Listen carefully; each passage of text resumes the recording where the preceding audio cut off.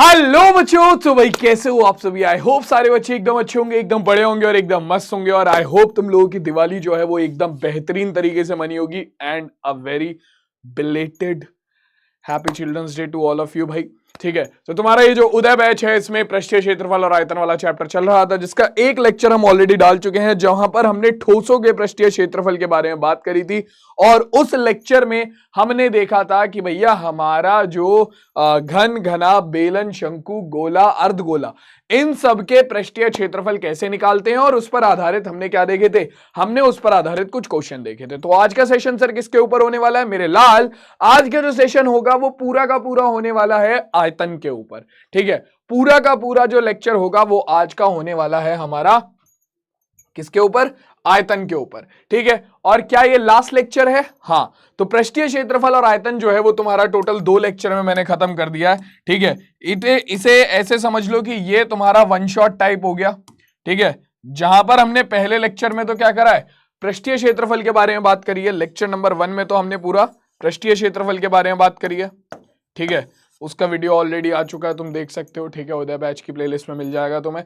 ठीक है, और वहीं पर अगर मैं आयतन की बात करूं तो लेक्चर नंबर 2 यानी कि जो कि आज का लेक्चर है उसमें होने वाला है केवल और केवल ठोसों का आयतन, यानी कि घन, घना, बेलन, शंकु, गोला, अर्धगोला, इन सब का आयतन कैसे निकालते हैं, आयतन होता क्या है, इसके बारे में हम आज के इस सेशन में बात करने वाले हैं। ठीक है, तो शुरुआत करते हैं बच्चों, आगे बढ़ते हैं, एक एक करके देखेंगे आयतन और उन पर आधारित प्रश्न। ठीक है, तो अगर तुम अपनी एनसीईआरटी के हिसाब से चलो तो एनसीईआरटी के हिसाब से अगर मैं देखूं तो इन्होंने तुम लोगों के सिलेबस में से बेलन, घन और घनाभ सिलेबस में से हटा दिया है। तुम लोग किताब खोल के देखोगे तो तुम्हें डायरेक्ट शंकु, गोला और अर्धगोला मिलेगा। लेकिन क्या सर बेलन, घन और घनाभ में से क्वेश्चन नहीं आ सकते हैं? किसी ने नहीं कहा, क्वेश्चन आ सकते हैं। रीजन क्या है? रीजन है कि भैया उनके हिसाब से ये टॉपिक तुम ऑलरेडी पढ़ चुके हो। तो मैं आज की इस क्लास में तुम्हें घन, घनाभ, बेलन, गोला और अर्धगोला इन सब के बारे में बताने वाला हूं। ठीक है, घनाभ का आयतन, घन का आयतन, बेलन का आयतन, शंकु का आयतन, गोले का आयतन और इसी के अंदर आ जाएगा तुम्हारा अर्धगोले का आयतन। तो आज का जो ये लेक्चर होने वाला है उसमें ये सारी चीजें हम कवर करेंगे। इन पर बेस्ड जो अलग अलग तरीके के क्वेश्चन हो सकते हैं वो हम कवर करेंगे, ऑब्जेक्टिव टाइप भी और सब्जेक्टिव टाइप भी। ठीक है, और तुम्हें क्या कहते हैं, इसका डीएचए भी मिल जाएगा, मतलब प्रैक्टिस शीट जो होती है वो भी मिल जाएगी। वो तुम्हें पीडब्ल्यू के ऐप पर मिलेगी, तो तुम्हें वो वहां से देखनी पड़ेगी। ठीक है, प्रैक्टिस शीट में तुम्हें पृष्ठीय क्षेत्रफल और आयतन दोनों पर आधारित अलग अलग आकृतियों के प्रश्न मिल जाएंगे। ठीक, तो आज की इस क्लास को मैं शुरुआत करता हूं, ध्यान से देखते हुए चलना। पहला लेक्चर आपका दूसरा लेक्चर है। पृष्ठीय क्षेत्रफल के बारे में ऑलरेडी हमने काफी सारी बातें कर ली हैं। आज की क्लास में हम बात करने वाले हैं किसके बारे में? आयतन के बारे में, कि आयतन होता क्या है। तो सबसे पहले एक आयतन की बात करते हैं। तो हमें पता है ठोस क्या होता है, कोई भी जगह, कोई भी ऐसी चीज जो जगह घेरती है, जो स्थान घेरती है, उसे हम ठोस बोलते हैं। ठीक है, मैं इस कमरे में खड़ा हूं, मैं इस कमरे में थोड़ी सी जगह घेर रहा हूं तो मैं ठोस हूं। ठीक है, अब मैं अगर तुमसे एक बात बोलूं कि तुम्हारा ठोस का आयतन क्या होता है, किसी भी आकृति का, किसी भी ठोस का, किसी घन, घना, बेलन, इन सब की बात बाद में करेंगे। एक नॉर्मल वे में बोलता हूं मैं कि किसी भी ठोस का आयतन क्या होता है। तो कोई भी वस्तु, कोई भी चीज, चाहे वो मैं हूं, ठीक है, चाहे वो तुम हो, चाहे वो तुम्हारा पेंसिल बॉक्स हो, चाहे वो तुम्हारी बुक्स हो, चाहे वो तुम्हारी बॉटल के अंदर का पानी हो। ठीक है, कोई भी चीज किसी स्थान पर जितनी जगह घेरती है, जितना स्पेस ऑक्यूपाई करती है, ठीक है, जितनी जगह उसे उस जगह पर रहने के लिए चाहिए, उसे उसका आयतन बोला जाता है। फॉर एग्जाम्पल समझाता हूं मैं, ध्यान से समझने की कोशिश करना। तुम अपने बैग में अपनी एक किताब रखते हो, तुम्हारा बैग काफी बड़ा है, ठीक है, तुमने उसके अंदर एक किताब रखी, ठीक है, तो उस एक किताब का आयतन कितना है? वो जो एक किताब तुमने बैग के अंदर रखी, उस एक किताब का आयतन कितना है? वो किताब तुम्हारे बैग के अंदर जितनी जगह घेर रही है, वो उस किताब का आयतन होगा। दोबारा समझते हैं आयतन क्या है। मैं इस कमरे में खड़ा हूं, ठीक है, मैं इस रूम में खड़ा हूं, तो मैं इस रूम में जितनी जगह घेर रहा हूं, जितना स्पेस ऑक्यूपाई कर रहा हूं, चाहे वो फ्लोर पर हो और चाहे वो हवा में जहां पर मैं खड़ा हूं, पूरा का पूरा जितना स्पेस में ऑक्यूपाई कर रहा हूं, वो मेरा क्या होगा? वो मेरा आयतन यानी कि वॉल्यूम होगा। ठीक है, एक पानी की बोतल है, ये पानी का ग्लास तुम्हें दिख रहा है, ठीक है, इस पानी के ग्लास के अंदर जितना पानी है उसका वॉल्यूम कितना होगा, उसका आयतन कितना होगा? उसका आयतन होगा आपका ये पानी इस ग्लास के अंदर जितनी जगह घेर रहा है वो इसका आयतन है, ठीक है, वो इसका आयतन है। तो आयतन तो होता है ये, किसी भी वस्तु का आयतन क्या होता है कि भैया वो वस्तु जितना स्थान ग्रहण करती है, जितना स्थान घेरती है, उसे उस वस्तु का आयतन बोला जाता है, ठीक है। आयतन तो ये हो गया। अब आयतन के साथ एक मिलती जुलती टर्म आती है जिसे हम बोलते हैं धारिता, ठीक है। ज्यादातर केसों में तुम्हारी धारिता और आयतन एक ही चीज के तरीके से कंसीडर की जाती है कि भैया ये एक ही चीज है, बट होते ये दोनों अलग अलग है थोड़े। कैसे, मैं समझा देता हूं, टेंशन वाली बात नहीं है, दोनों ही चीजों को अच्छे से क्लियर कर दूंगा मैं, ठीक है। अब देखो तुम्हारा आयतन क्या होता है, आयतन तो किसी भी चीज का हो सकता है, आयतन किसी भी चीज का हो सकता है। धारिता होती है कोई वस्तु अपने अंदर कितनी चीज रख सकती है। अब आयतन क्या है, मैंने इस ग्लास के अंदर पानी भरा, ठीक है, मैंने इस ग्लास के अंदर पानी भरा, ये जो पानी था ये ग्लास के अंदर, इस पानी का आयतन कितना है, जितनी जगह ये पानी इस ग्लास के अंदर घेर रहा है। लेकिन धारिता किसकी होगी, धारिता पानी की नहीं होगी, धारिता होगी ग्लास की। धारिता होती है उस वस्तु की जो कि अपने अंदर सामान रखता है, ठीक है। तो यहां पर धारिता किसकी होगी, ग्लास की होगी, ठीक है। धारिता क्या होती है, कोई भी खोखली वस्तु अपने अंदर जितना सामान रख सकती है या जितनी अन्य वस्तुएं रख सकती है उसे उसकी धारिता बोलते हैं, ठीक है। जैसे कि अगर मैं इस ग्लास की धारिता की बात करूं तो ये मैक्सिमम अपने अंदर जितना पानी रख सकता है वो इसकी धारिता हो गई, ठीक है। या फिर जिस कमरे में मैं खड़ा हूं उसकी धारिता क्या होगी, वो अपने अंदर जितने लोगों को रख सकता है, जितने लोगों को भर सकता है, वो उसकी धारिता होगी, ठीक है। तो धारिता क्या होती है, धारिता किसी भी चीज की, जैसे तुम्हारे बैग का मैंने एग्जांपल लिया था स्टार्टिंग में कि भैया तुम अपने बैग के अंदर एक बुक रखते हो, ठीक है। तो वो बुक तुम्हारा, एक बुक जो है, वो एक बुक तुम्हारे बैग के अंदर जितनी जगह घेरेगी वो उस एक बुक का आयतन है। लेकिन उस बैग की धारिता क्या होगी, उस बैग की धारिता होगी जितनी बुक वो बैग पूरा का पूरा अपने अंदर भर सकता है, जब तक उसमें कुछ और रखने की जगह ना बच जाए, उसे उस बैग की धारिता बोलेंगे। तो अगर मैं यहां पर तुमसे एक चीज पूछूं, जस्ट एक कॉमन सेंस वाली चीज है, थोड़ा सा दिमाग लगाना, कि मैंने उस बैग को पूरा का पूरा भर दिया, मान लो उस बैग में 5 बुक आई पूरा पूरा भरने के लिए, भरने के बाद इससे ज्यादा जगह नहीं बची उस बैग में, तो 5 बुक में वो पूरा बैग भर गया। तो एक बात बताओ, उस बैग में 5 बुकों ने जो जगह घेरी वो किसके बराबर है, उन 5 बुकों के आयतन के बराबर, उन 5 किताबों के आयतन के बराबर है, क्योंकि कोई भी वस्तु जितनी जगह घेरती है उसे उसका आयतन बोला जाता है। और बैग के अंदर मैंने तुम्हारी 5 किताबें रखी हैं, तो वो 5 किताबें तुम्हारा, मान लो ये बैग है, इस बैग के अंदर मैंने 1 2 3 4 5 किताबें रखी और इससे ज्यादा किताबें नहीं आ सकती। तो इन 5 किताबों का, इन 5 किताबों ने इस बैग में जितनी जगह घेरी वो इसका आयतन हो गया। और आपका ये जो बैग है, ये जो बैग है, इस बैग में कितनी मैक्सिमम किताबें आ सकती थी, 5 आ सकती थी। तो इस बैग की धारिता कितनी हो गई, बैग की धारिता कितनी हो गई, बैग की धारिता हो जाएगी इन 5 किताबों के आयतन के बराबर। तो यहां पर ये आपका आयतन और धारिता में रिलेशन हो जाता है कि भैया आपका किसी वस्तु की धारिता क्या हो जाती है, उस वस्तु के अंदर जो सबसे ज्यादा पदार्थ भरा जा सकता है उसका टोटल आयतन। जैसे कि इस ग्लास के अंदर सबसे मैक्सिमम, अगर मैं यहां ऊपर तक पानी भर दूं, यहां ऊपर तक अगर मैं इसमें पानी भर देता हूं, यहां ऊपर तक, ठीक है, मुझे नहीं पता ये हरा पानी कौन सा है, बट हां अगर मान लो मैं यहां ऊपर तक पानी भर देता हूं, ठीक है, तो अब इस पानी का जो आयतन होगा वो किसके बराबर हो जाएगा, इस ग्लास की धारिता के बराबर हो जाएगा। तो धारिता और आयतन में थोड़ा सा ऐसा संबंध है, ठीक है। अब हमें इन्हीं आयतन, अपनी 6 प्रकार जो 6 आकृतियां हैं उनके आयतन और धारिता के बारे में बात करनी है, ठीक है। फॉर्मूला वही है, मैं बता रहा हूं, धारिता का कोई अलग से फॉर्मूला है नहीं, धारिता का कोई अलग से फॉर्मूला है नहीं, सिंपल फॉर्मूला है, ठीक है। जो आयतन के फॉर्मूले हैं वही धारिता के फॉर्मूले में इस्तेमाल होंगे। जैसे कि मैंने बताया किसी भी वस्तु की धारिता क्या है, अब भैया उस वस्तु के अंदर मैक्सिमम आप जितनी चीज भर सकते हो, ठीक है, तो वो मैक्सिमम चीज का जो आयतन होगा वो उस वस्तु की धारिता के बराबर हो जाएगा, डायरेक्टली ये चीज है, ठीक है। तो अब एक एक करके हम सारी आकृतियों के आयतन के बारे में ही बात करने वाले हैं, यानी कि वो कितना स्थान घेरती हैं, ठीक है। तो सबसे पहले अगर मैं बात करूं तो यहां पर आता है हमारा एक घनाभ। तो घनाभ में तुम्हें पता है कि एक लंबाई होती है, एक चौड़ाई होती है और एक ऊंचाई होती है, ठीक है। एक लंबाई होती है, एक चौड़ाई होती है और एक ऊंचाई होती है, ठीक है। तो किसी भी वस्तु का अगर तुम्हें आयतन निकालना होता है तो किसी भी वस्तु का आयतन डायरेक्टली तुम्हारा क्या होता है, आधार का क्षेत्रफल, आधार का क्षेत्रफल गुणा ऊंचाई। ठीक है, तो किसी भी वस्तु का जो तुम्हारा क्या होता है, किसी भी वस्तु का जो आयतन होता है वो डायरेक्टली निकलता है कि उसके आधार का क्षेत्रफल निकालो और उसकी ऊंचाई में गुणा कर दो। ठीक है, तो अब अगर मैं यहां पर देखूं, मान लो एक घनाभ है जिसकी लंबाई L, चौड़ाई B और ऊंचाई h है। तो घनाभ में क्या होता है, घनाभ का आधार होता है आयताकार। घनाभ का आधार कैसा होता है, घनाभ का आधार होता है आयताकार। ठीक है, घनाभ का आधार कैसा होता है, घनाभ का आधार होता है आयताकार। ठीक है, तो अब अगर आयताकार आधार है, अब अगर आयताकार आधार है तो सीधी सी बात है, ये जो आयताकार आधार है, ये आयताकार आधार आपका आयत का क्षेत्रफल क्या होता है, लंबाई गुणा चौड़ाई।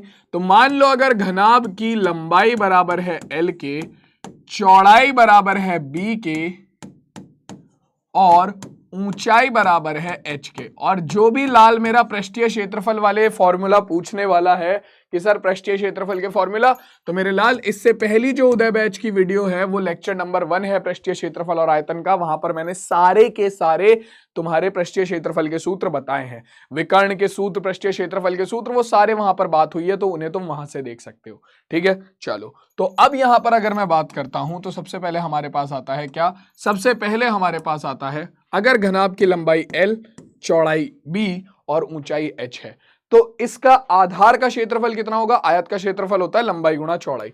तो लंबाई, घनाभ का आयतन हो जाएगा सीधा सीधा आधार का क्षेत्रफल गुणा ऊंचाई। तो इसके आधार का क्षेत्रफल हो गया लंबाई गुणा चौड़ाई गुणा इसकी ऊंचाई, ऊंचाई कितनी है h, ये लो भाई। तो ये है इसका सिंपल सा सूत्र, घनाभ का आयतन होता है लंबाई गुणा चौड़ाई गुणा ऊंचाई, खत्म। अगर उसकी लंबाई L है तो L, चौड़ाई B है और ऊंचाई h है, तो डायरेक्टली सूत्र बन जाता है हमारा L into B into h। Simple, clear हो गई बात, समझ में आ गया सबको, ये किसी को कोई डाउट यहां पर, बहुत सिंपल है, आगे आ जाओ। अब देखो जब ये बात हो गई तुम्हारी, तो इसके बाद हमारे पास क्या आता है, इसके बाद हमारे पास आता है घन का आयतन। अब घन और भी सिंपल है, घन क्या है, घन हमारा एक प्रकार का घनाभ ही है जिसकी सारी भुजाएं बराबर हो जाती हैं, या फिर अगर मैं एक वर्ग को क्या दे दूं, अगर मैं एक वर्ग को समान लंबाई वाली ऊंचाई दे दूं, ठीक है, तो मेरे पास क्या बनता है, मेरे पास बनता है घन। ठीक है, तो घन में क्या है, वर्ग, आधार का क्षेत्रफल गुणा ऊंचाई, आधार क्या है, वर्ग है, वर्ग का क्षेत्रफल होगा भुजा गुणा भुजा, यानी कि ए गुणा ऊंचाई कितनी हो गई, ए, तीनों चीजें ए हैं। यहां पर इसकी लंबाई, चौड़ाई और ऊंचाई तीनों बराबर हो जाती हैं, लंबाई बराबर चौड़ाई बराबर ऊंचाई, है ना, ये बराबर हो गई तुम्हारा ए के। तो इसका आयतन क्या हो जाएगा, इसका आयतन क्या हो जाएगा, सिंपल एज दैट, अगर तुम लॉजिक लगाओगे तो आधार का क्षेत्रफल गुणा ऊंचाई। तो आधार क्या है, आधार है वर्गाकार, वर्ग का क्षेत्रफल क्या होता है, भुजा की घात 2, भुजा है a, तो यानी कि a की घात 2 गुणा ऊंचाई भी इसकी a है। तो हो गया तुम्हारा काम, कितना, a की घात 2 गुणा a, तो भैया ये आ गया a की घात 3, यानी कि तुम्हारा भुजा की घात 3। तो ये होता है तुम्हारा क्या, ये होता है तुम्हारा किसका क्षेत्रफल बच्चों, ये होता है तुम्हारा किसका क्षेत्रफल, सॉरी किसका आयतन, घन का आयतन। घनाभ का आयतन हो गया, घन का आयतन हो गया, अब आता है तुम्हारा बेलन। ठीक है, लेकिन उससे पहले कुछ क्वेश्चन कर लेते हैं। ठीक है, घन के कुछ क्वेश्चन कर लेते हैं, फिर बेलन पे चलेंगे, बेलन के कुछ क्वेश्चन कर लेंगे, फिर उसके बाद तुम्हारा लास्ट में किस पर, अपना लास्ट में चलेंगे तुम्हारा शंकु और गोले पर, फिर उसके कुछ क्वेश्चन कर लेंगे। ठीक है, चलो बेसिक क्वेश्चन देखो क्या कह रहा है, क्वेश्चन कह रहा है कि तुम्हारे पास एक माचिस की डिब्बी है, ठीक है, जिसकी तुम्हें क्या दी हुई है, जिसकी तुम्हें माप 4 सेंटीमीटर, 2.5 सेंटीमीटर और 1.5 सेंटीमीटर दी हुई है।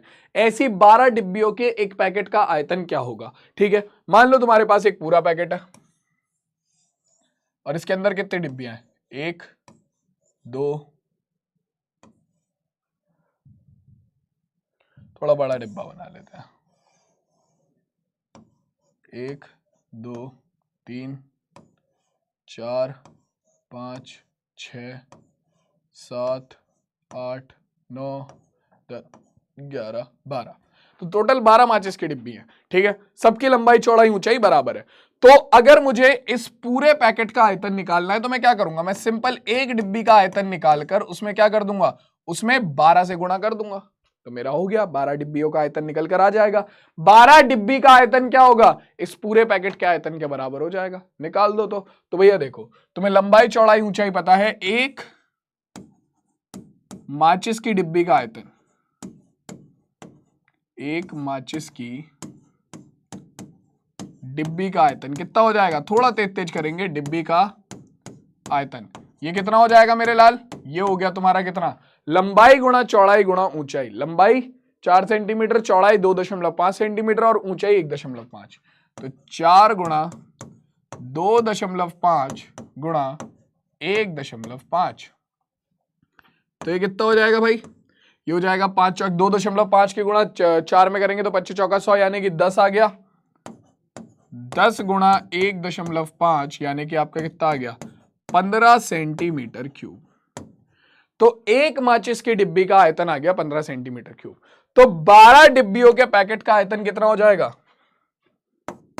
12 डिब्बियों का आयतन कितना हो जाएगा भाई, ये 12 डिब्बियों का आयतन भाई देख लो जरा, 12 डिब्बियों का आयतन। तो एक डिब्बी का आयतन गुणा 12, सीधी सी बात है, 12 गुणा एक डिब्बी का आयतन, तो यानी कि 12 गुणा 15 आ गया। 15 दूनी 30 का 0 हासिल हो गया कितना, 3, 15 कम 15 और 3 18। तो 180 सेंटीमीटर क्यूब हमारा क्या हो गया, हमारा 12 डिब्बियों वाले इस माचिस की पैकेट का, 12 डिब्बियों वाले माचिस के पैकेट का क्या हो गया, आपका आयतन हो गया। ठीक है, 15 दूनी 12 पंजे 60 का 0 हासिल हुआ 1, 12 कम 12 और 6 18, दोनों में से किसी भी तरीके से कर लो। ठीक है, सिंपल क्वेश्चन था। क्लियर हो गया, ये सबको समझ में आ गया, किसी को कोई दिक्कत है, चलो बहुत बढ़िया। आगे अगला क्वेश्चन लगाते हैं, देखो क्या कह रहा है। देखो भाई अगला क्वेश्चन क्या कह रहा है, अगला क्वेश्चन कह रहा है, ध्यान से पढ़ो क्या कह रहा है।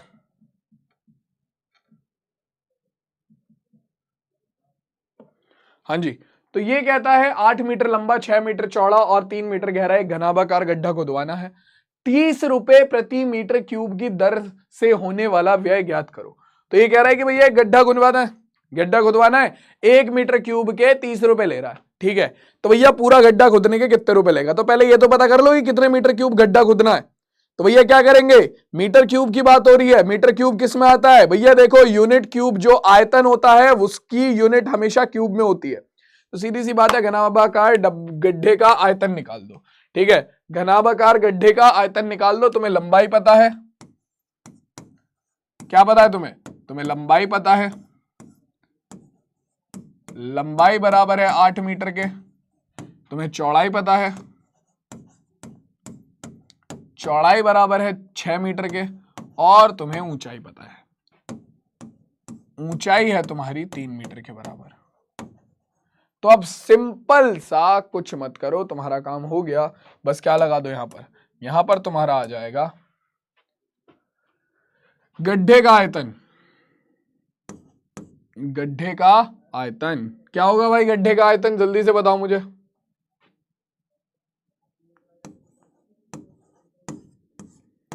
का आयतन। तो ये हो जाएगा लंबाई गुणा चौड़ाई गुणा ऊंचाई। ठीक है, डायरेक्टली सूत्र है लंबाई गुणा चौड़ाई गुणा ऊंचाई। तो 8 गुणा 6 गुणा 3। ठीक है, तो 8 6 48 गुणा 3। ठीक, तो ये हो जाएगा कितने, 3 अट्ठे 24 का 4 हासिल हो गया 2, 3 चौक 12 और 2 14, 144 आ गया। ठीक है, क्लियर हो गई बात। सॉरी, 144 मीटर क्यूब, सारी चीजें मीटर में है तो मीटर क्यूब, 144 मीटर क्यूब। तो अब देखो भैया 1 मीटर क्यूब के कितने रुपए लग रहे हैं, 1 मीटर क्यूब का व्यय, 1 मीटर क्यूब का व्यय ये कितने रुपए, ये है आपका 30 रुपए। हमें कितने मीटर क्यूब पर करवाना है भैया गड्ढा खुदवाना है? हमें कितने मीटर क्यूब गड्ढा खुदवाना है? 144 मीटर क्यूब। तो लिख दो भाई 144 मीटर क्यूब का व्यय कितना हो जाएगा? 144 गुणा 30, तो कितना हो गया? 0। 3 चौक 12 का 2 हासिल को गया 1, 3 चौक 12 और 1 13 का 3 हासिल को गया 1, 3 एकम 3 और 1 4। तो 4,320 रुपए लगेंगे भैया आपका पूरा गड्ढा खुदवाने में। ठीक है, कितने रुपए लगेंगे? 4,320 रुपए लगेंगे। ज्यादा ले रहा है यार मिस्त्री। खैर गड्ढा खोदने में मेहनत तो है। तो देख लो भैया, या तो तुम पढ़ाई लिखाई कर लो, नहीं तो फिर ऐसे ही तुम्हें भी हिसाब लगाना पड़ेगा। कहीं ना कहीं तो काम, देखो दोनों में से कहीं काम आ जाएगा। या तो तुम हो सकता है मेरी तरह ऐसे पढ़ा रहे होगे, या फिर तुम हो सकता है कि हिसाब लगा रहे होगे गड्ढा खोदने में कितने रुपए लगेंगे, या फिर तुम हो सकता है कि कहीं कहीं पर मैनेजर बन के, कहीं पर इंजीनियर बन के, और तुम तब ये वाला हिसाब लगा रहे हो। साइट वगैरह पे अगर तुम लग गए इंजीनियर वगैरह, तो वहां भी लगा सकते हो, है ना। तो मेहनत कर लो, अच्छा नहीं लगेगा कि तुम ऐसे हिसाब लगा रहे हो, कोई फायदा नहीं होगा। ठीक है, चलो अगला क्वेश्चन लगाते हैं, देखो क्या कह रहा है।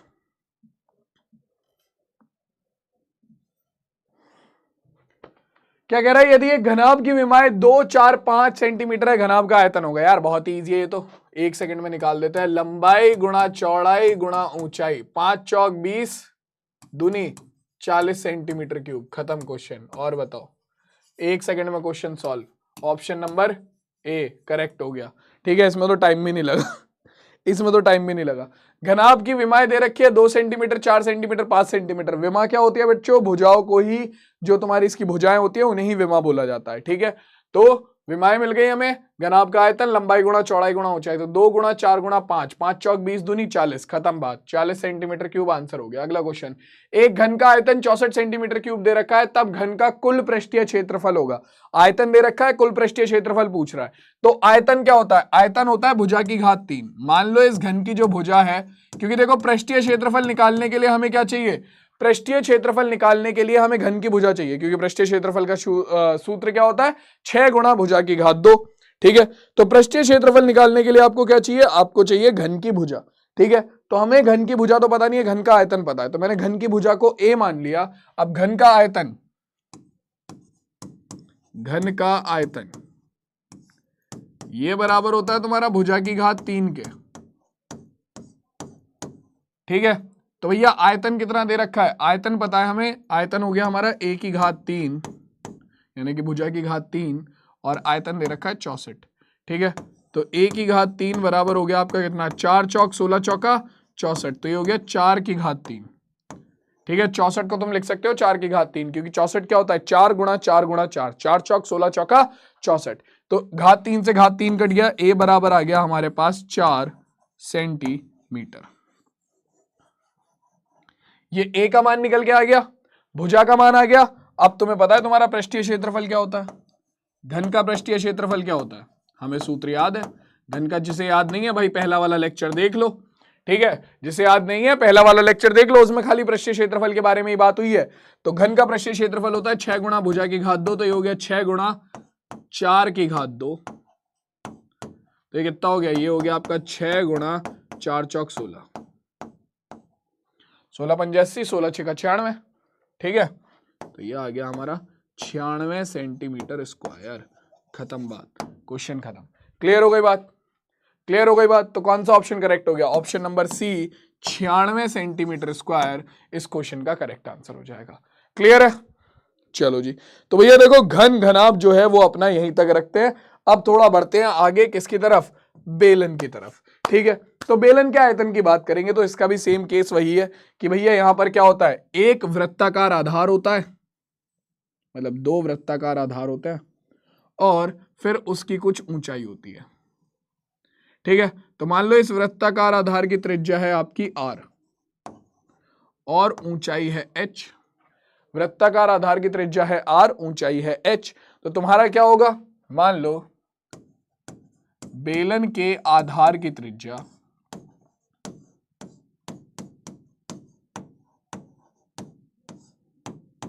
बराबर है r के, और इसकी ऊंचाई है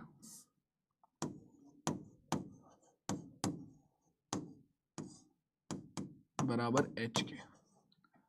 ठीक है, आधार की त्रिज्या r, ऊंचाई h। ठीक है, आयतन का सूत्र मैंने तुम लोगों को बताया था क्या होता है, तो आयतन क्या हो जाएगा, आयतन सिंपल हो जाएगा आधार का क्षेत्रफल गुणा ऊंचाई। तो आधार कैसा है, वृत्ताकार, वृत्त का क्षेत्रफल कितना होता है, पाई आर स्क्वायर। ठीक है, पाई आर स्क्वायर गुणा h। आ गया तुम्हारा आयतन का फॉर्मूला कितना, तुम्हारा बेलन का आयतन हो गया कितना, pi r square h, pi r square h। ये हो गया तुम्हारा बेलन का आयतन, खत्म बात। इतना ही है बस बेलन के आयतन में, निकल गया बेलन का आयतन।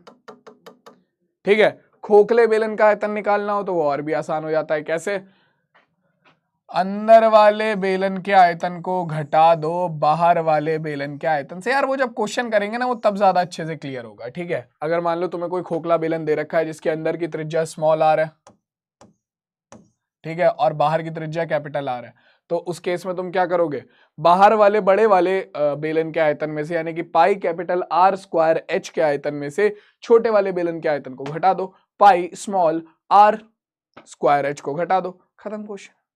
ठीक है, तो खोखले बेलन, खोखले शंकु, इनके बारे में, खोखला शंकु तो होगा नहीं, खोखला बेलन और खोखला तुम्हारा गोला होगा।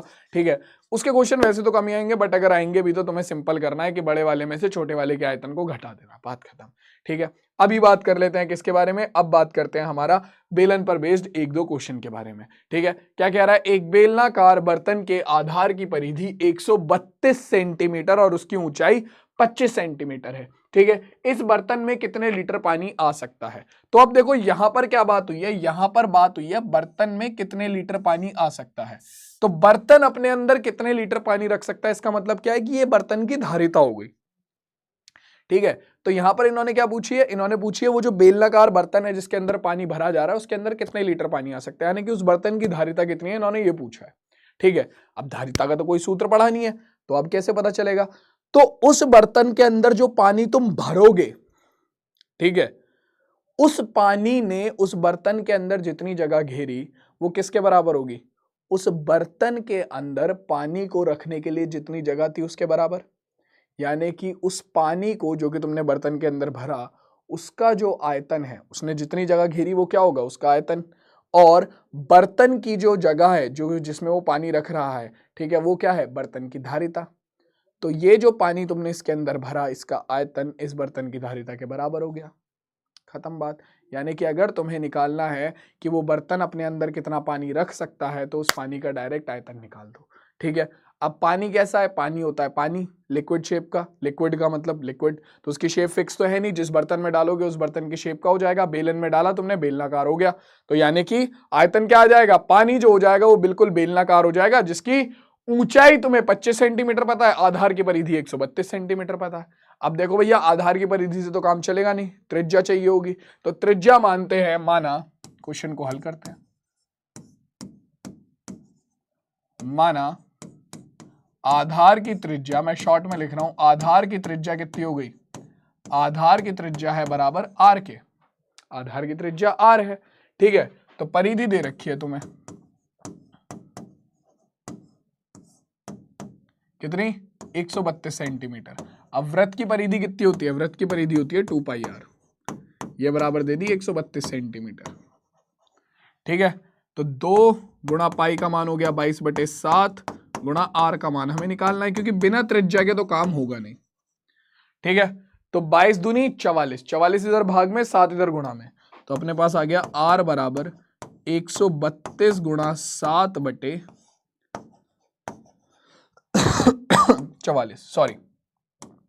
तो अपने पास कितना आ जाएगा, अपने पास आ गया ये 11 चौक 44, 11 एकम 11, 11 दूनी 22, 4 एकम 4, 4 तिया 12, तो त्रिज्या का मान निकल कर आ गया कितना, 3 गुणा 7 यानी कि 21 सेंटीमीटर। तो भैया त्रिज्या आ गई आपकी 21 सेंटीमीटर। ठीक है, अब क्या चाहिए आपको, अब आपका बर्तन में कितने लीटर पानी आ सकता है। ठीक है, तो देखो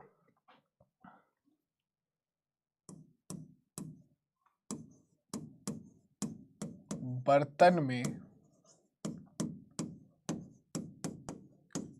आने वाले पानी की मात्रा, पानी की मात्रा कितनी होगी भाई, ये हो गया आपका किसके बराबर, बर्तन की धारिता के बराबर,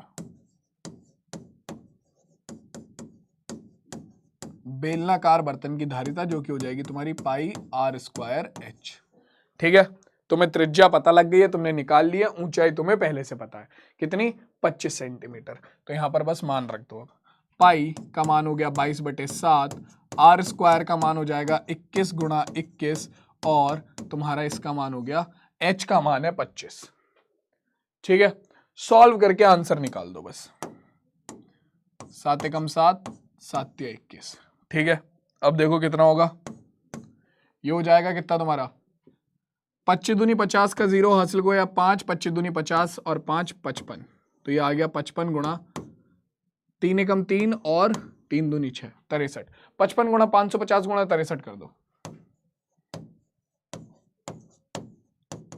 तो ये आ गया अपना 0, 3 पंजे 15 का 5 हासिल हो गया 1, 3 पंजे 15 और 1 16। ठीक है, 0, 6 पंजे 30 का 0 हासिल हो गया 3, 6 पंजे 30 और 3 33। ये लो भाई 0, 5, 6, 4, 3, तो ये आ गया 34,650 सेंटीमीटर क्यूब। सेंटीमीटर क्यूब इतना पानी तुम्हारा इस बर्तन के अंदर आ सकता है। बट उसने बात करने को बोला है कि कितने लीटर पानी आ सकता है, सेंटीमीटर क्यूब में बोला ही नहीं। इसने हमें बताया कि 1000 सेंटीमीटर क्यूब बराबर है 1 लीटर के। ठीक है, तो 1 सेंटीमीटर क्यूब किसके बराबर होगा भाई, 1 सेंटीमीटर क्यूब बराबर होगा 1/1000 लीटर के, 1/1000 लीटर के। ठीक है, और हमारा कितने लीटर पानी है, हमारा है 34,650 सेंटीमीटर क्यूब लीटर पानी। यानी कि अगर आपको सेंटीमीटर क्यूब को लीटर में बदलना है तो उसे 1000 से भाग कर दो, यानी कि ये हो जाएगा तुम्हारा कितना, 34,650 बटे 1000 लीटर। हो गया तुम्हारा क्वेश्चन सॉल्व। 2 डिजिट के बाद क्या आ जाएगा, 0 आ जाएगा, यानी कि आपका 34.65 लीटर पानी आपका इस बर्तन में आ सकता है। ठीक है, इतने लीटर पानी आपका इस बर्तन में आ सकता है। किसी को कोई दिक्कत, सिंपल साधारण आसान सा क्वेश्चन, क्लियर है सबको ये, चलो बहुत बढ़िया, आगे बढ़ते हैं, अगला क्वेश्चन देखते हैं। अगला क्वेश्चन क्या कह रहा है हमसे, अगला क्वेश्चन कह रहा है कि एक अस्पताल के एक रोगी को प्रतिदिन 7 सेंटीमीटर व्यास वाले एक बेलनाकार कटोरे में सूप दिया जाता है। यदि यह कटोरा सूप से 4 सेंटीमीटर ऊंचाई तक भरा जाता है तो इस अस्पताल में 250 रोगियों के लिए प्रतिदिन कितना सूप तैयार किया जाता है। तो देखो भैया, एक बेलनाकार कटोरा है, बोला गया है साफ साफ, ठीक है, ठीक, और उस कटोरे को केवल 4 सेंटीमीटर तक भरा जाता है सूप से। ठीक है, तो ये इसकी ऊंचाई हो गई कितनी, 4 सेंटीमीटर, और आपका इसका व्यास दे रखा है कितना, कटोरे का व्यास दे रखा है, त्रिज्या भी नहीं दी हुई है, व्यास दिया हुआ है कितना, 7 सेंटीमीटर। त्रिज्या क्या हो जाएगी, 7/2, व्यास का आधा। ठीक है, अब ये कह रहा है 250 लोगों को कितना सूप मिलेगा। ठीक है, तो पहले एक लोग के लिए, एक व्यक्ति के लिए, एक रोगी के लिए कितना सूप चाहिए तो वो निकाल लो, वो किसके बराबर होगा, इस ग्लास में जितना सूप है उसके बराबर। अब ग्लास में सूप किस शेप का होगा, ग्लास में सूप किस शेप का होगा, सूप होता है लिक्विड, ग्लास में डालोगे, बेलन का ग्लास है, बेलनाकार ग्लास है, बेलनाकार ही हो जाएगा। तो यानी कि एक व्यक्ति के लिए जो सूप होगा वो कितना आवश्यक होगा आपका, अगर आप देखो तो आपको व्यास पता है 7 सेंटीमीटर, त्रिज्या कितनी हो जाएगी भाई, त्रिज्या हो गई r बराबर 7/2 सेंटीमीटर। ठीक है, तुम चाहो तो इसे 3.5 लिख लो, मैं नहीं लिख रहा हूं क्योंकि कैलकुलेशन में आसानी रहेगी आगे। ठीक है, ऊंचाई h का मान कितना है आपका, यह है 4 सेंटीमीटर, क्योंकि जो सूप है वो केवल 4 सेंटीमीटर ऊंचाई तक भरा जा रहा है, तो हम बेलन को 4 सेंटीमीटर ही लेंगे। ठीक है, अब आपका एक रोगी के लिए आवश्यक सूप कितना होगा, एक रोगी के लिए आवश्यक सूप। तो भैया एक रोगी को आपका एक बेलन के ग्लास में सूप दिया जाता है, ठीक है, जो कि 4 सेंटीमीटर तक ऊंचाई तक भरा जाता है। यानी कि आपको एक रोगी को एक बेलन दिया जाता है, ये समझ लो, एक रोगी को एक बेलन दिया जाता है जिसका व्यास 7 सेंटीमीटर है और ऊंचाई 4 सेंटीमीटर है, ठीक है। तो एक रोगी के लिए आवश्यक सूप कितना हो जाएगा? आपके इसी बेलन के आयतन के बराबर, यानी कि पाई आर स्क्वायर एच, ठीक है। मान रखेंगे 22/7 गुणा आर का मान है 7/2, तो इसका स्क्वायर हो जाएगा 7/2 गुणा 7/2 गुणा एच का मान है 4, ठीक है। इसे हल कर लेंगे। 7 एकम 7, 7 एकम 7, 2 एकम 2, 2 दूनी 4, 2 एकम 2, 2 एकम 2, तो 7 गुणा 22 बचा, तो ये आ गया अपने पास 154 सेंटीमीटर क्यूब। इतना सूप आपको भैया इस भाई साहब को तैयार करके देना पड़ेगा एक रोगी के लिए। कितना? 154 सेंटीमीटर क्यूब सूप चाहिए। तो अगर एक रोगी के लिए इतना चाहिए तो हमें कितने रोगी चाहिए एक दिन में? हमारे पास टोटल 250 रोगी हैं, ठीक है। तो एक रोगी के लिए इतना चाहिए, तो 250 रोगियों के लिए कितना चाहिए होगा? निकाल दो। 250 रोगियों के लिए आवश्यक सूप दिख रहा है? तुम्हें समझ में आ रहा है मैथ्स कहाँ यूज होती है डेली लाइफ में? ऐसी जगह पर यूज होती है मैथ्स डेली लाइफ में, ठीक है। 250 रोगियों के लिए आवश्यक सूप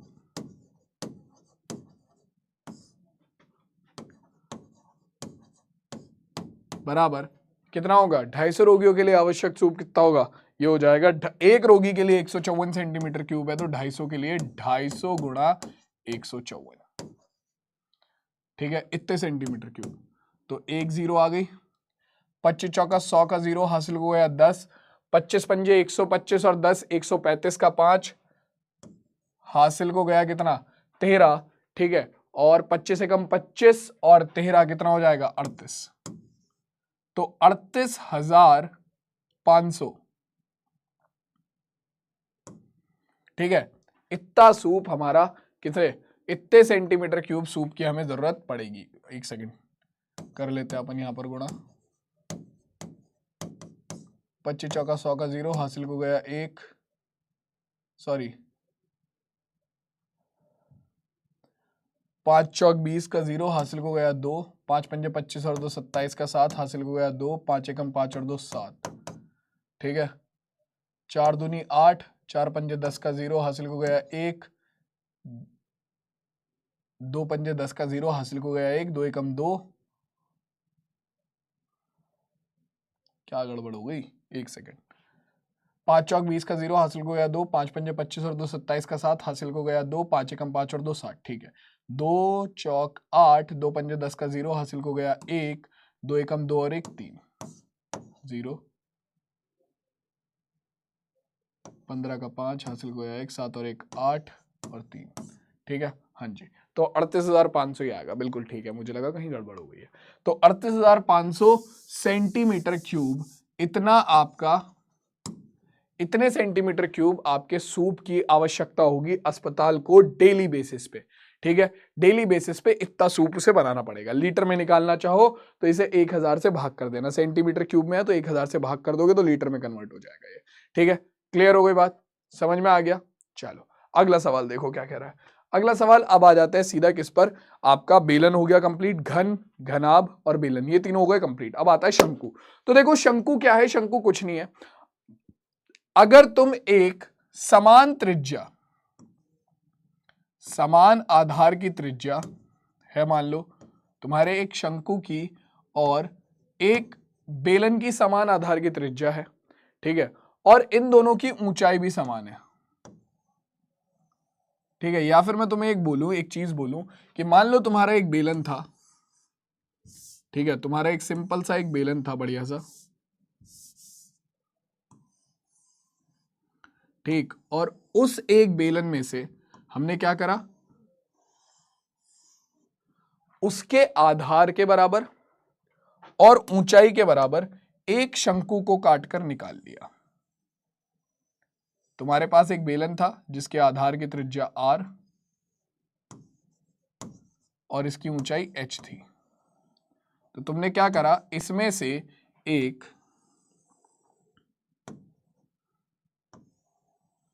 त्रिज्या r वाला और ऊंचाई h वाला एक शंकु काटकर बाहर निकाल दिया।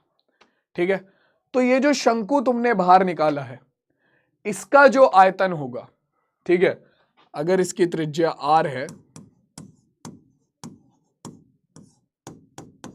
और ऊंचाई h है,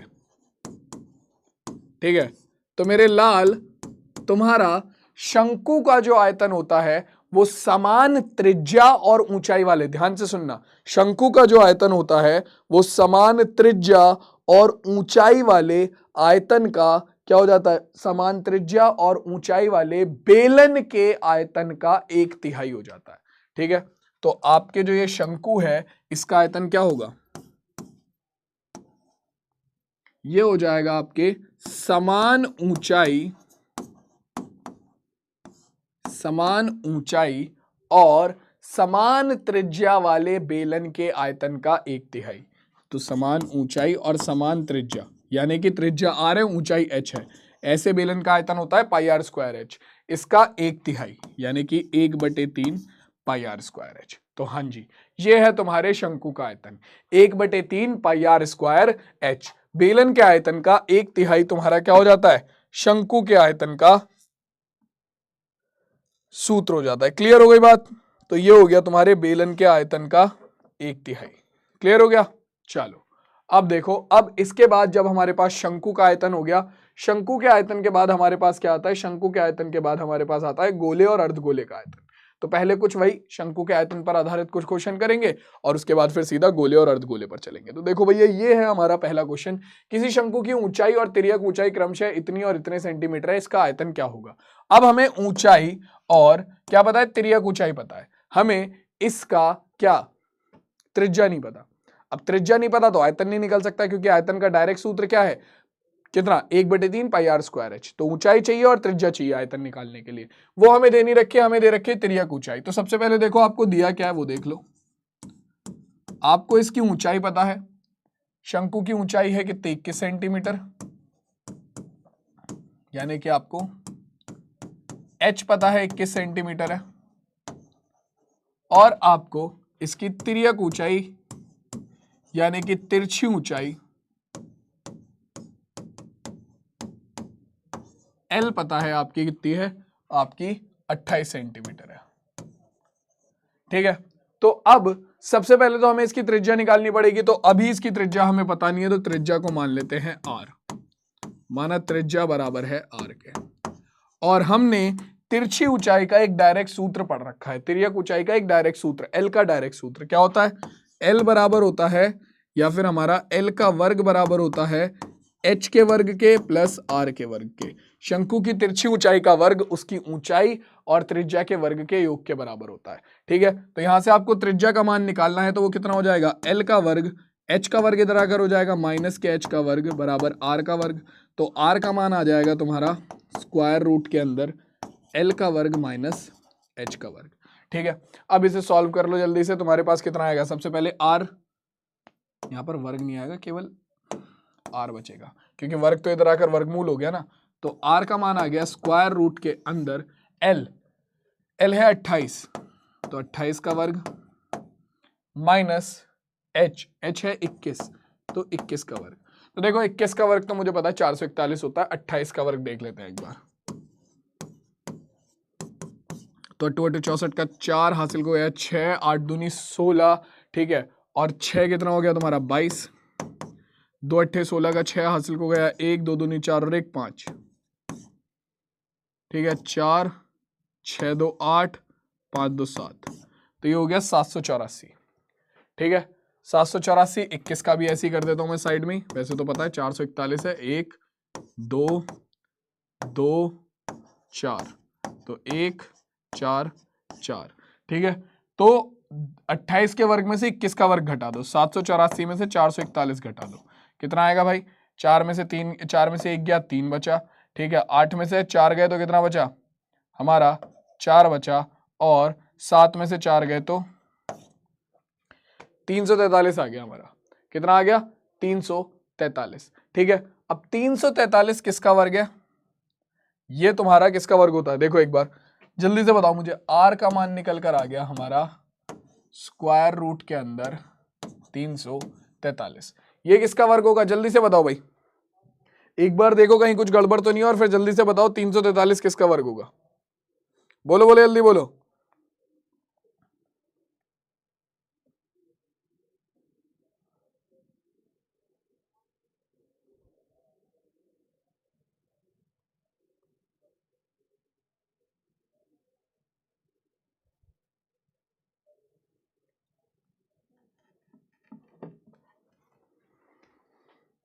आया?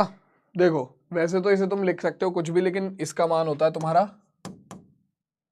7 × 7 × 7, यानी कि 7 का स्क्वायर गुणा 7। तो यहां से 7 को हम बाहर निकाल लेंगे तो हमारे पास आएगा 7√7, 7√7 सेंटीमीटर, या फिर 18.52 सेंटीमीटर भी तुम बोल सकते हो, या 18.53 सेंटीमीटर तुम इसे बोल सकते हो, 18.53 सेंटीमीटर तुम बोल सकते हो।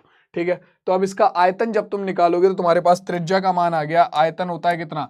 इसका आयतन होता है, क्योंकि देखो मैंने रूट में इसलिए छोड़ दिया है क्योंकि पता है पाई r स्क्वायर आएगा। क्या आएगा? r square. तो स्क्वायर से स्क्वायर रूट तो वैसे ही हट जाएगा, तो परेशान होने वाली बात ही नहीं है। चाहते हो तुम यहां पर भी छोड़ देते ना, मुझे तब भी कोई दिक्कत नहीं थी। मत करो इतना, ये लो तुम स्क्वायर रूट के अंदर 343 को छोड़ दो। क्यों? पाई r स्क्वायर आएगा। देखो r का मान आ गया कितने? स्क्वायर रूट के अंदर 343 सेंटीमीटर, r का मान आ गया। ठीक है, तो अब आयतन कितना हो जाएगा? शंकु का आयतन होता है तुम्हारा 1/3 पाई r स्क्वायर h। हर बार क्वेश्चन सॉल्व करोगे तो सूत्र लिखना जरूर, ताकि तुम्हारी प्रैक्टिस हो जाए सूत्रों की अच्छे से। तुम्हें रटने नहीं पड़ेंगे सूत्र, जितनी बार क्वेश्चन सॉल्व करोगे उसका सूत्र वहीं पर लिखना, तुम्हारी प्रैक्टिस हो जाएगी, तुम्हें रटने नहीं पड़ेंगे।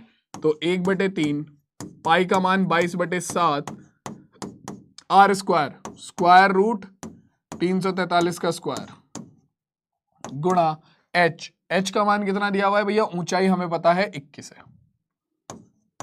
ठीक है, हल कर लो इसे, कितना आएगा? देखो सबसे पहले इसे ही डायरेक्टली कर लेते हैं ना।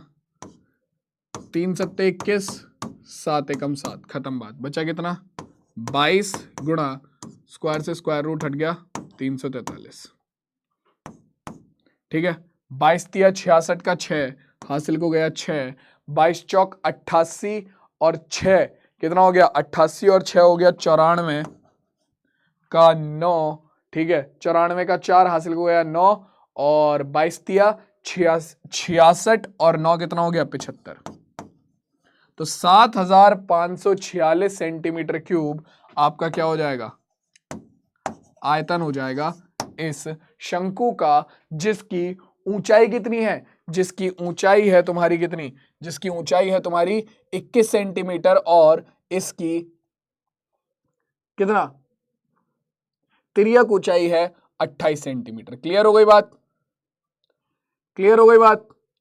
सबको समझ में आ गया? जल्दी से बताओ, सबको क्लियर है ये? बहुत ही बढ़िया, बहुत सही। अब देखो, अब आगे चलते हैं, अगला क्वेश्चन देखते हैं क्या कह रहा है। शंकु का, एक शंकु की ऊंचाई 15 सेंटीमीटर है, इसका आयतन कितना? 1570 सेंटीमीटर क्यूब है। तो इसके आधार की त्रिज्या ज्ञात करो, पाई का मान 3.14 लेना है। अब इस बार इन्होंने क्या घपला कर दिया, अगर ये 22/7 रखते तो हमारी कैलकुलेशन आसान हो जाती, लेकिन इन्होंने वहीं पर क्या करा? पाई का मान 3.14 लेने को बोल दिया। अब देखो मैं थोड़ा डायरेक्ट करता हूं क्वेश्चन को। ठीक है, आयतन दे रखा है डायरेक्टली कितना? 1570 सेंटीमीटर क्यूब। तुम जानते हो आयतन का मान क्या होता है? क्या होता है? आयतन का मान होता है 1/3 पाई r स्क्वायर h डायरेक्टली। ठीक है, तो ये हो गया 1570 सेंटीमीटर क्यूब। तो 3 को सीधा इधर भेजो, पाई का मान 3.14, तो 1/3 गुणा 3.14 लेने को बोला है। त्रिज्या का मान निकालना है, तो r स्क्वायर गुणा h का मान कितना है भैया? h का मान है 15 बराबर 1570। ठीक है, 3 इधर चला जाएगा और ये सब इधर भाग में, तो r स्क्वायर बराबर आ गया आपका 1570 गुणा 3, जो इधर भाग में इधर गुणा में चला जाएगा, गुणा में 3 बटे में 3.14 भाग में आया सबसे पहले, तो गुणा ये 15 भी इधर भाग में आ गया। अब जिसे जहां जितना भाग कर सकते हो कर लो। सबसे पहले 3 एकम 3, 3 पंजे 15, 5 एकम 5, तो ये हो जाएगा तुम्हारा कितना, ये हो गया 5 एकम 5, सॉरी 5 एकम 5, 5 तिया 15, 5 एकम 5 और 5 छंग 30, ठीक है। बल्कि 5 तिया 15, 5 एकम 5 और 2 बचा, तो 5 चौक 20। हाँ जी, तो हमारे पास आ गया कितना, 314 बटे 3.14। नीचे से दशमलव लगाओगे, ऊपर 2 जीरो बढ़ जाएगी, 3 कितना हो गया, ये हो गया 31,400 बटे 314। इससे काटोगे तो कितना आ गया, ये आ गया तुम्हारे पास आर स्क्वायर का मान, आर स्क्वायर बराबर आ गया 100 के, यानी कि स्क्वायर से इधर जाकर स्क्वायर रूट हो जाएगा। आर का मान कितना आ गया, सेंटीमीटर में चल रहा है सब कुछ, आर का मान आ गया 10 सेंटीमीटर। क्वेश्चन हो गया खत्म। त्रिज्या का मान ही पूछा था ना इनने, व्यास तो नहीं पूछा था, नहीं जी, त्रिज्या पूछा था, तो त्रिज्या का मान आ गया 10 सेंटीमीटर। इजी क्वेश्चन, क्लियर हो गया, समझ में आ गया सबको, आगे बढ़ जाए। चलो बहुत ही बढ़िया, ठीक है। तो यार डायरेक्टली तुम्हें क्वेश्चन को समझ के उसके क्या करना है, डायरेक्ट ये देखना है कि कौन सा फॉर्मूला लग सकता है। देखो क्या कह रहा है, एक ऊपरी व्यास 3.5 मीटर वाले शंकु का आकार एक गड्ढे का है, ठीक है, जो कि 12 मीटर गहरा है, ठीक है। इसकी धारिता किलोलीटर में कितनी होगी। तो देखो मीटर क्यूब, 1 मीटर क्यूब बराबर होता है सीधा सीधा 1 किलोलीटर के, इसे याद रखना, 1 मीटर क्यूब बराबर होता है 1 किलोलीटर के, ठीक है। तो तुम्हारा काम यहां से हो जाएगा, तुम्हारा जो भी मान मीटर क्यूब में होगा वही किलोलीटर में हो जाएगा।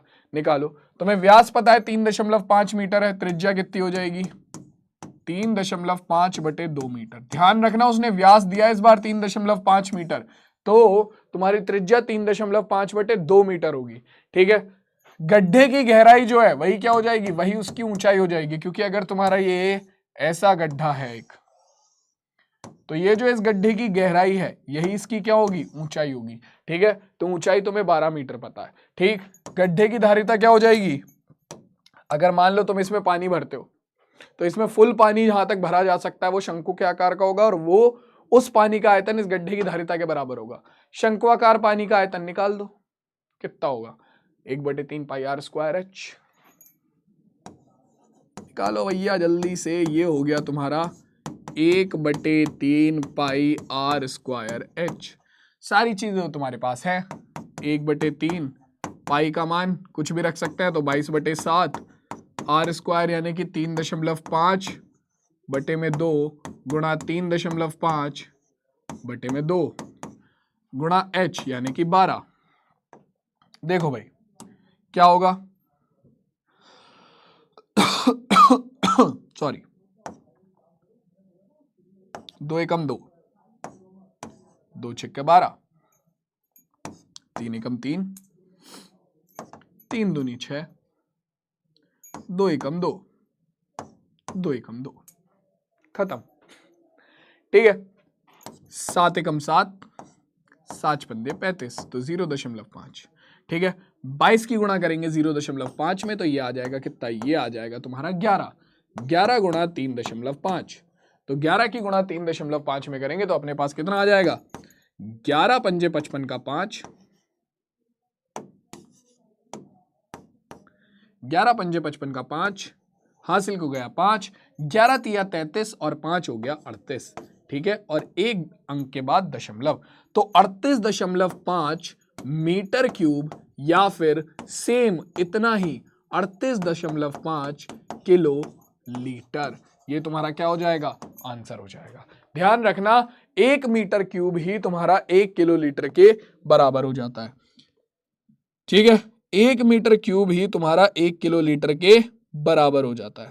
क्लियर हो गई बात, समझ में आ गया सबको, बहुत बढ़िया। आ जाओ भाई, अब आगे चलते हैं, अगला क्वेश्चन देखते हैं, और अब अगली बात होगी किसके बारे में, गोले के आयतन के बारे में, ठीक है। तो गोले में तुम्हें पता है बिल्कुल बॉल के आकार का, बॉल क्या होती है, गोलाकार होती है। अब इसका आयतन अगर तुम्हें निकालना है तो इसका आयतन डायरेक्टली निकलता है, मैं बताता हूं कैसे। इसके आयतन का सीधा सूत्र है कि अगर इसकी त्रिज्या r है, अगर गोले की त्रिज्या बराबर है r के, तो इसका आयतन बराबर होता है 4/3 पाई r क्यूब के, ठीक है, 4/3 पाई आर क्यूब अगर त्रिज्या इसकी आर है। और वहीं पर अगर इस गोले को ठीक बीच में से काट दिया जाए तो हमारे पास बनता है अर्धगोला, और अगर अर्धगोले की त्रिज्या आर हो तो इसका आयतन, जैसा कि गोले को आधा करके अर्धगोला बनाया जाता है, तो अर्धगोले का आयतन भी है आपका क्या, गोले के आयतन का आधा। ठीक है, यानी कि गोले के आयतन को तुम अगर 1/2 कर दोगे तो तुम्हारे पास अर्धगोले का आयतन आ जाता है। ठीक है, 2 एकम 2, 2 दूनी 4, तो अपने पास आ गया कितना, 2/3 पाई आर क्यूब। तो ये हो गया तुम्हारा क्या, ये हो गया तुम्हारे एक अर्धगोले का आयतन। तो गोले का आयतन 4/3 पाई आर क्यूब, अर्धगोले का आयतन 2/3 पाई आर क्यूब। ठीक है, अब इन्हीं दोनों पर आधारित हमें क्वेश्चन करने हैं। ठीक है, सीधा क्वेश्चन पर चलते हैं एक एक करके। ठीक, तो पहला क्वेश्चन देखो क्या कह रहा है, उस गोले का आयतन ज्ञात करो जिसकी त्रिज्या 7 सेंटीमीटर है। बेसिक सा क्वेश्चन है। क्या होगा, गोले का आयतन 4/3 पाई आर क्यूब, तो 4/3 पाई का मान हो गया 22/7, और त्रिज्या का मान यानी कि आर का मान आपको 7 सेंटीमीटर दे रखा है, तो 7 की क्यूब। हल करेंगे इसे, 7 एकम 7, 7 एकम 7। ठीक है, पूरी कैलकुलेशन कर लो। तो 22 दूनी 44 गुणा 7 सत्ते 49 बटे में 3, लास्ट में डिवाइड करेंगे, पहले मल्टीप्लाई कर लो, पूरा मल्टीप्लाई कर लो, लास्ट में डिवाइड करेंगे। ठीक है, तो 49 की गुणा 44 में करेंगे तो अपने पास कितना आ गया, 4 निम 36 का 6 हासिल हो गया, 3 4 चौक 16 और 3 19। ठीक है, सेम इसी तरीके से 4 निम 36 का 6 हासिल हो गया, 3 4 चौक 16 और 3 19। 6 9 और 6 15 का 5 हासिल हो गया 1, 9 और 1 10 और 1 11 का 1 हासिल हो गया 1 और 2। तो यह आ गया आपका 2156। ठीक है, कितना आ गया, 2156 बटे में 3, 3 से भाग करते हैं इसे, 3 एकम 3, 3 सत्ते 21। ठीक है, 5 आ गया, 3 एकम 3। ठीक है, 2 बचा, 3 अट्ठे 24, 2 बचा कितना, 3 छिंग 18, 3 छिंग 18, और वो ऐसे ही चलता रहेगा, 3 छिंग 18, 3 छिंग 18, 3 छिंग 18 एंड डैश डैश डैश। तो इसे हम लिख लेते हैं कितना, 718.666 को हमने लिख दिया 718.67 सेंटीमीटर क्यूब। तो ये हो गया आपका क्या, ये हो गया आपके इस गोले का आयतन जिसकी त्रिज्या कितनी है, जिसकी त्रिज्या 7 सेंटीमीटर है। क्लियर हो गई बात। एक सेकंड, यहां पर एक गड़बड़ हो गई, यहां पर हमारी एक गड़बड़ हो गई। क्या, मैं बताता हूं। ये होगा तुम्हारा,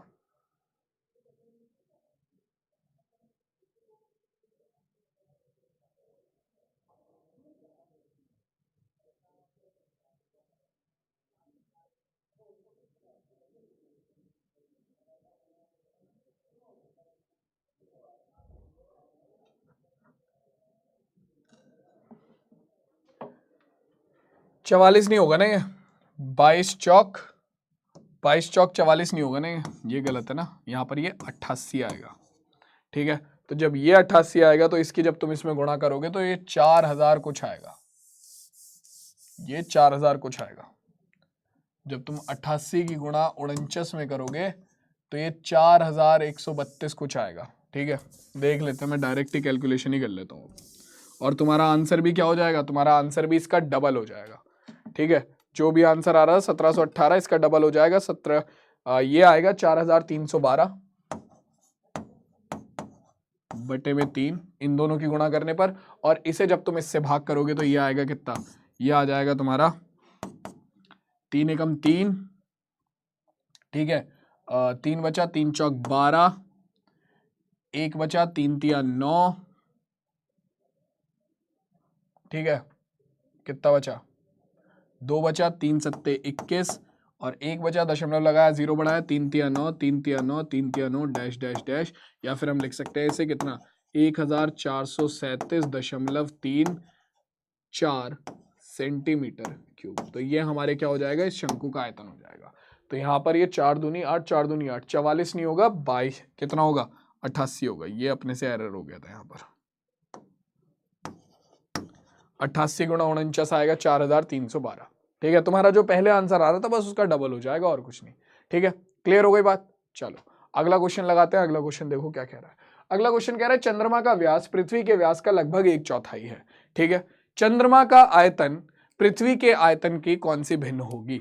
ठीक है, तो मान लो अगर यहां पर तुम्हें चंद्रमा के व्यास और पृथ्वी के व्यास के बारे में बात कर रहा है, तो हम चंद्रमा की त्रिज्या ले लेते हैं, उससे व्यास मिल जाएगा, और चंद्रमा का पृथ्वी की त्रिज्या ले लेते हैं, उससे व्यास मिल जाएगा। मान लो चंद्रमा की त्रिज्या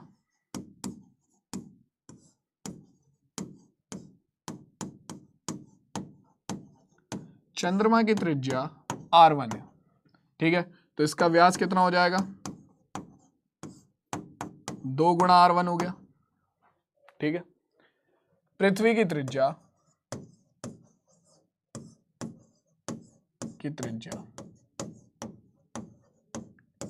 r2 है, इसका व्यास कितना हो जाएगा, 2 गुणा r2 हो जाएगा। सिंपल। क्या कह रहा है, चंद्रमा का आयतन पृथ्वी के आयतन की कौन सी भिन्न है। तो चंद्रमा का आयतन और पृथ्वी का आयतन निकाल दो। चंद्रमा का आयतन, इन भाई साहब को मैंने बोल दिया V1। तो चंद्रमा गोलाकार है, हम तो गोलाकार ही मानकर चलेंगे। तो 4/3 पाई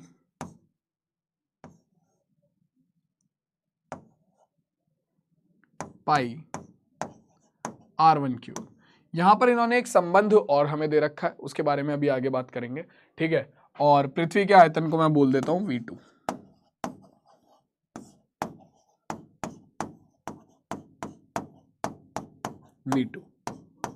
कितना है भाई, ये है आपका 4/3 पाई, पृथ्वी की त्रिज्या है r2, तो r2 क्यूब। अब इन्होंने हमें प्रश्न में क्या बोला है, प्रश्नानुसार अकॉर्डिंग टू क्वेश्चन, जिसे आप शॉर्ट में ATQ भी लिख सकते हो। ठीक है, प्रश्नानुसार क्या बोला गया है कि चंद्रमा का व्यास पृथ्वी के व्यास का लगभग 1/4 है। चंद्रमा का व्यास 2r1 पृथ्वी के व्यास का 1/4 है। पृथ्वी का व्यास कितना है अपना 2r2, इसका 1/4 यानी कि 1/4 गुणा पृथ्वी का व्यास। ठीक है, इसे हल कर दो, 2 एकम 2, 2 दूनी 4, 2 की गुणा इधर 2 में करेंगे तो कितना हो जाएगा, 2 दूनी 4, r1 बराबर आ गया r2 के। 4r1 बराबर आ गया r2 के। कैसे आया दोबारा बता देता हूं कि चंद्रमा का व्यास पृथ्वी के व्यास का लगभग 2 गुना है। तो चंद्रमा का व्यास चंद्रमा का व्यास पृथ्वी के व्यास का लगभग 1/4 है। तो चंद्रमा का व्यास 2r1, पृथ्वी का व्यास 2r2, पृथ्वी के व्यास का 1/4 यानी कि 1/4 कर दिया।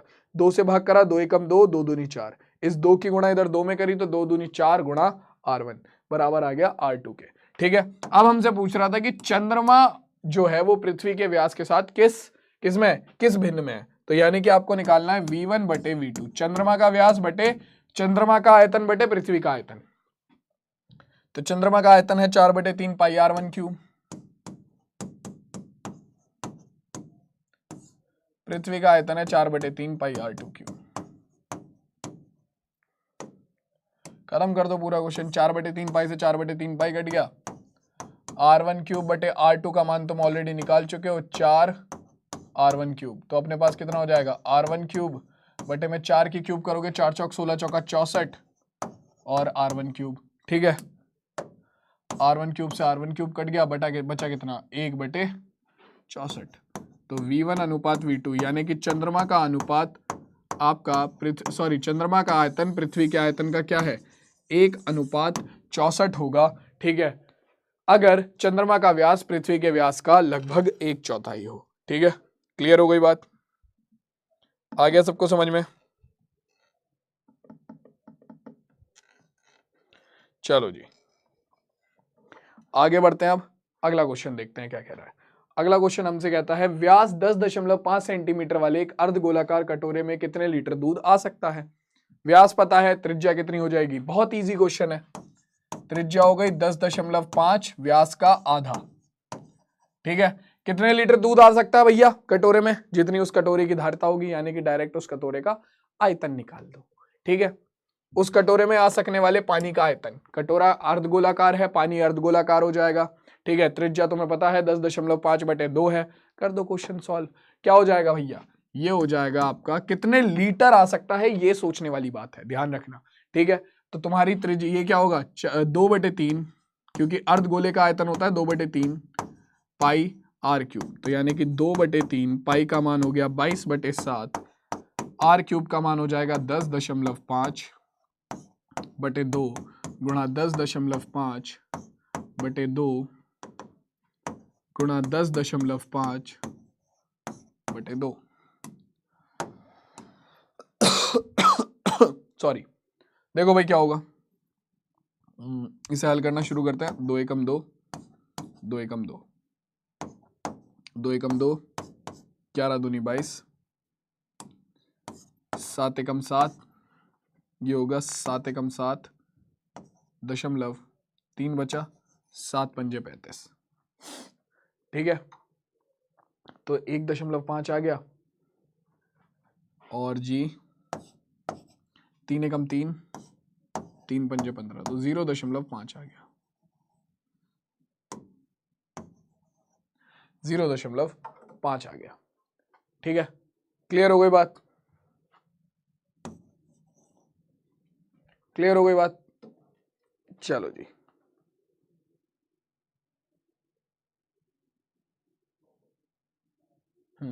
तो अपने पास बचा 11 गुणा 0.5 गुणा 10.5 गुणा 2। इसे और भी हल कर लेते हैं। ठीक है, कितना होगा ये? 2 से भाग कर दो इसे, कितना आएगा ये हो जाएगा कितना? ये हो जाएगा हमारा 2 पंजे 10 दशमलव 2 दूनी 4, 1 बचा, 2 पंजे 10, तो 5.25। 11 की गुणा 0.5 में करेंगे, यानी कि 11 की गुणा करेंगे हम 1/2 में, तो हमारे पास कितना आएगा? 5.5। तो ये हो गया 5.5 गुणा 10.5 गुणा 5.5। इसकी गुणा कर दो जो भी, सॉरी 5.25, इसकी गुणा कर दो, जो भी गुणा करने के बाद तुम्हारे पास आंसर आएगा उतने सेंटीमीटर क्यूब तुम्हारा क्या हो गया? उतने सेंटीमीटर क्यूब तुम्हारे इस अर्धगोले में क्या आ सकता है? इस अर्धगोले में तुम्हारा दूध जो है वो आ सकता है। तो कर लेते हैं एक बार।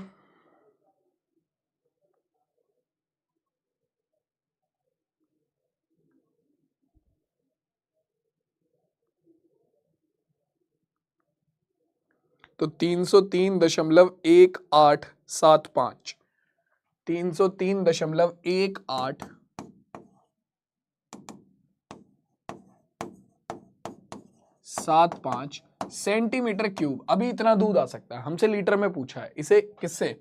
1000 से भाग कर दो, तो आपके पास आ जाएगा कितना? 0.3031875 लीटर। इतने लीटर दूध आपका इस कटोरे में आ सकता है। क्लियर हो गई बात? जल्दी से बताओ, ये सबको क्लियर हो गया? क्लियर है सबको?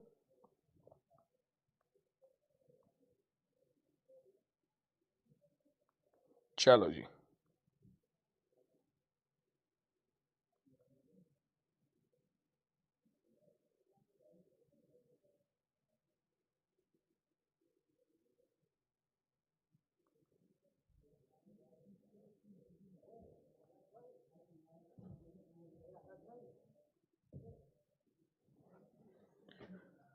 चलो क्लियर हो गया यहां तक सबको?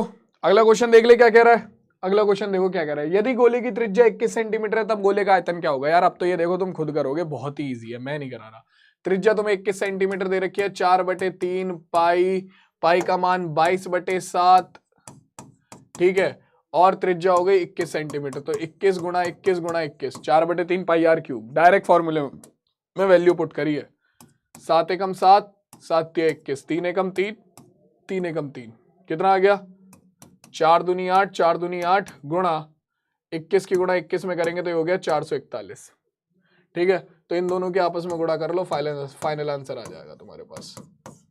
8 एकम 8, 8 चौक 32 का 2 हासिल हो गया 3, 8 चौक 32 और 3 35, ठीक है, तो ये हो गया 8 2 5 3, 8 8 2 10 का 0 हासिल हो गया 1, 5 2 7 और 1 8, 5 3 8 3, तो 38,808। Option number A 38,808 centimetre cube हमारे इस क्वेश्चन का आंसर हो गया। क्लियर है, बहुत ही इजी था।